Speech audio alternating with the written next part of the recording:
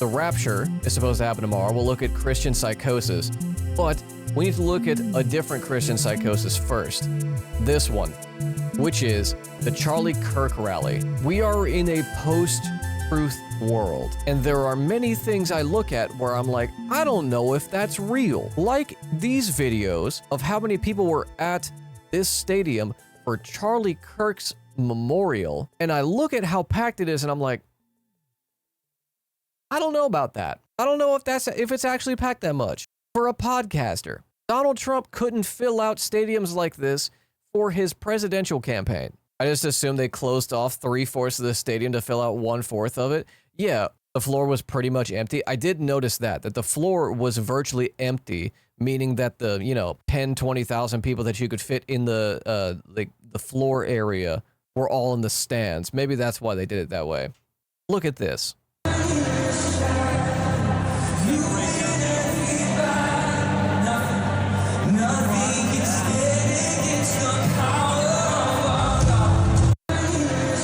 Like, man, they left garbage and shit everywhere like it was a tailgate party. Oh yeah, I saw the videos. They left trash everywhere, just like they did in Washington, D.C. for the military parade on Donald Trump's birthday. There was trash everywhere. They just left full-ass tailgate equipment just like on the side of the road. What is this, Deanie? In that private moment on his dying day, we find everything we need to know about who Charlie Kirk truly was. He was a missionary with a noble spirit and a great, great purpose. Oh. He did not hate his opponents. He wanted the best for them. That's where I disagreed with Charlie. I hate my opponent, and I don't want the best for them. I'm sorry. I am sorry, Erica. But now Erica can talk to me and the whole group, and maybe they can convince me that that's not right, but I can't stand my opponent. Oh, my God. I expected. Charlie's angry. Look at that. He's angry at me now. He wasn't interested in demonizing. Okay, but he's petty as shit. A thing I noticed yesterday as I'm like tuning in periodically to look at this nonsense, like I had to tune out every now and then. I was like, I got to step away. But when I would tune back in, I couldn't help but think, I know he's mad because they didn't do half this shit for him catching one in the ear. Partially because he didn't die. If Donald Trump did die, this would look like the pre-show party. Also, like, Forgiato Blow was there making a music video. And man, I've rarely seen a bunch of perked up white aunties there for a music video, like in the background of a music video, that were not, at least trying to be animated. I have seen so many videos of like old white women in the background of like rap videos that are trying their best to throw down. But like, this ain't it. Look at the posture on this. Look, oh my God. They took 150 million people multiplied. Tell the Democrats the revolution's televised. Charlie Kirk in a red hat, mega on his head. That red ain't gonna Look at I can't stop looking at my man right here. Hey, everybody's got to cash in, Everybody's got to cash in. His song is out. His channel link is in my logs. Yeah, but not the official video from this. He just put out the song, which we've watched a Vice piece on Forgiato Blow. They pump out songs in like 30 minutes. There's a reason why Forgiato Blow has a song for like every moment for conservative Twitter. They just have ChatGPT, 2.5-minute song, go into the booth, make it real quick, throw a couple shitty beats on, and then go out and record a music video. Politics is from the blood that he bled, from a red wave to a red sea. You push the word of God, they push the vaccines. Still talking about vaccines, man. Still talking about COVID.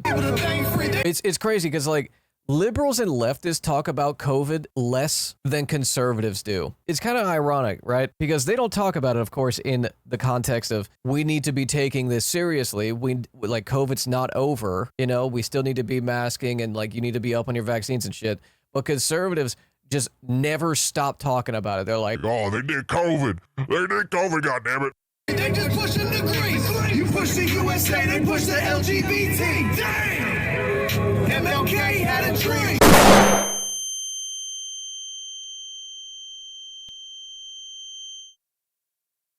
MLK had a dream, Charlie had a movement. Whiplash. so ICP coded? Real. This is what cracks me up when conservatives say the left is cannibalizing itself when these people are literally cannibalizing Charlie Kirk's career and memory in real time. I know. I mean, fascism, along with capitalism, is cannibalistic in nature, but like, yes, dude, they are feasting on his corpse. They are trying to get as much as they can out of it. They're milking this corpse more than the goddamn Israeli goon squad. Holy fuck. Charlie Kirk Memorial fills Arizona State Farm Stadium. This is mass psychosis, dude. Like, there's no other way of looking at this. It is a mass psychosis event. Look at this.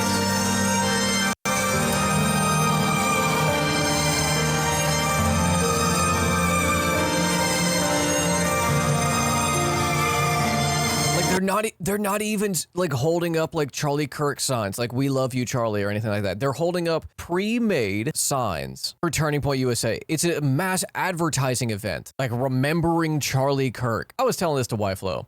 If something were to happen to me, and I want this on record, if something were to happen to me and I'm killed in like a very public way, something happens to me in a similar way to Charlie, and my friends, colleagues, peers, people in my space do anything similar to this, I have instructed Wyflow to go down to New Orleans, find the voodoo witch queen that the BuzzFeed unsolved guys met with, the white lady, to bring me back with voodoo so that I can myself all over again. Because good Lord, I can't just go out that way. That can't be the end of that story. I ain't going down like that. That's, God, I love propaganda. I know.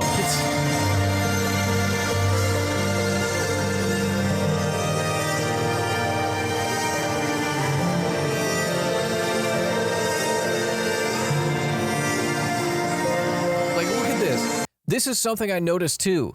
Like, this is all the media. This is the media pool right here. The staging area is a little farther out of frame, but the main area, the floor, is empty. You could fit like 20,000 people here, and they filled specifically the stands. Yeah, they're making the French flag real. People pay to attend this torture. There's no way that it was free.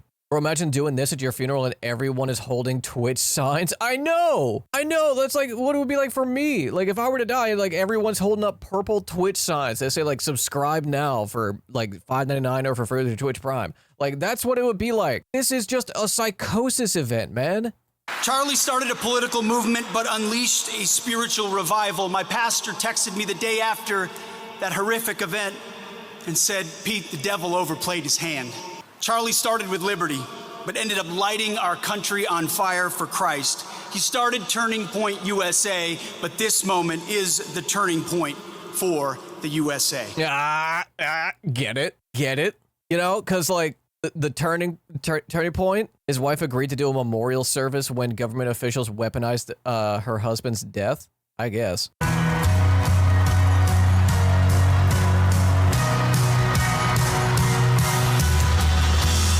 The timing, the timing of everything. Like she did it right at the crescendo. Like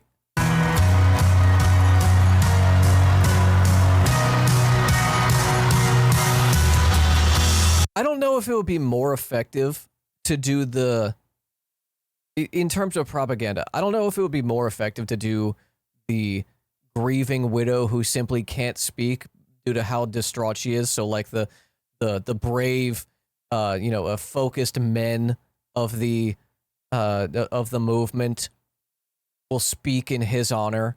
Will speak where the grieving widow cannot. I don't know if that would be more effective than this, but that's how I would imagine they'd do it. So he said the left, radical left lunatics, may have all the money in the world, but they can never outwork me. I will wake up as early as I need to about himself. I will stay up as late as I need to, and I will never stop fighting for our country.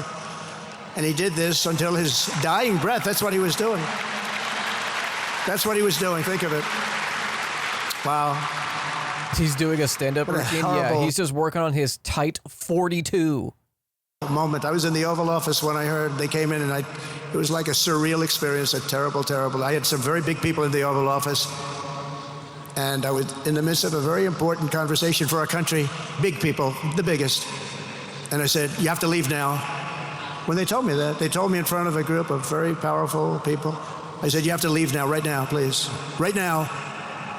You have to leave. Go. By his own determination and skill, Charlie Kirk built Turning Point from his humble Oh, beginning. you found it? Give me the Joker if he was Donald Trump. You want to know how I got these scars? Because I'm an okay. My father was a drinker and a fiend. And one night, he goes off a little crazier than usual, just a little crazier, not too crazy. Mommy grabs the kitchen knife to defend herself. He doesn't like that. Not one. Why is this so good?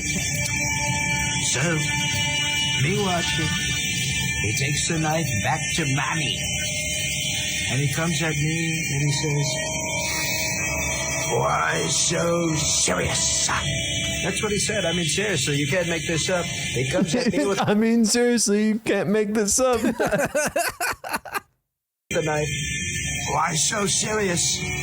That's what he said. And tell me something. Why so serious? Give me the Joker if Bobby he was was a Donald Trump. radical left lunatic.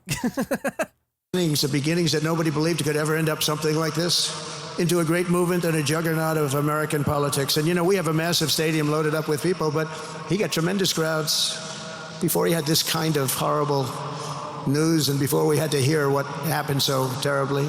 He delivered more than 250 speeches a year at over 200 colleges and universities, and that was at a time when it was not really vogue to go to colleges and universities if you were a conservative. It really took... Yeah, man. Yeah. No conservatives at colleges. Yeah, Charlie was definitely avant-garde. He was breaking ground with some other conservative media guy's shtick. All these motherfuckers. Ben Shapiro, Miley Yiannopoulos, Stefan Molyneux, Sam Harris, Jordan Peterson, Steven Crowder, Charlie Kirk. All of them did the same thing. And a big indication of the amount of power over, like cultural attitudes and the pushback that they were giving towards, like, you know, the light little baby steps that the culture had made in America is that they stopped doing them. Charlie going to college campuses, still doing the tables, was more an indication that Charlie had nothing new to offer conservatism.